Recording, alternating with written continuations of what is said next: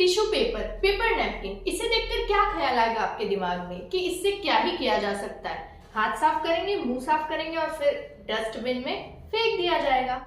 लेकिन इस paper napkin ने एक इंसान की लाइफ मिनटों में बदल दी। कैसे, आइए जानते हैं।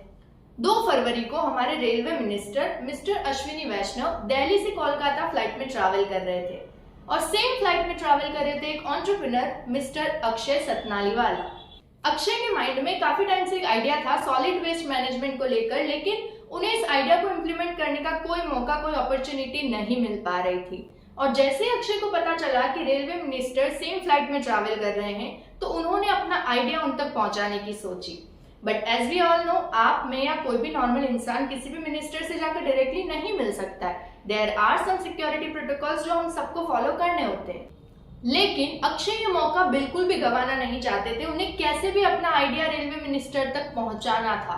तो उन्होंने क्या किया, उन्होंने एक पेपर नैपकिन लिया, टिश्यू पेपर, और उस पर अपना पूरा बिजनेस प्रपोजल लिखा और उस प्रपोजल को उन्होंने कैसे भी करके रेलवे मिनिस्टर तक पहुंचा दिया।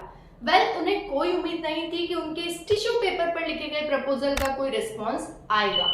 लेकिन फ्लाइट लैंड होने के 6 मिनट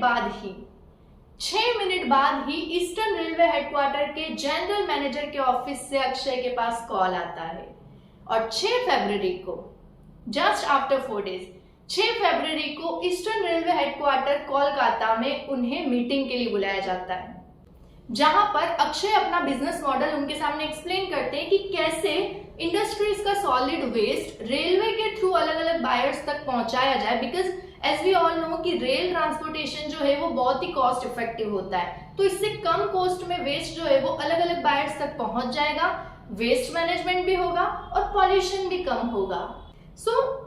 हम इमेजिन भी नहीं कर सकते हैं कि टिश्यू पेपर पे लिखे हुए बिजनेस प्रपोजल पर हमारी मिनिस्ट्री जो है वो 6 मिनट में रिस्पॉन्ड करेगी। So through this story all I want to say is कि आप बस कोशिश करते रहो, प्रिपेयर्ड रहो, अपने आप पर भरोसा रखो। बिकॉज लाइफ ना आपको कभी भी मौका दे सकती है, अपॉर्चुनिटी कभी भी आपके दरवाजे को नॉक कर सकती है। तो आप बस तैयार रहो, अपनी तरफ से पूरी कोशिश करो और अपने आप पर भरोसा रखो।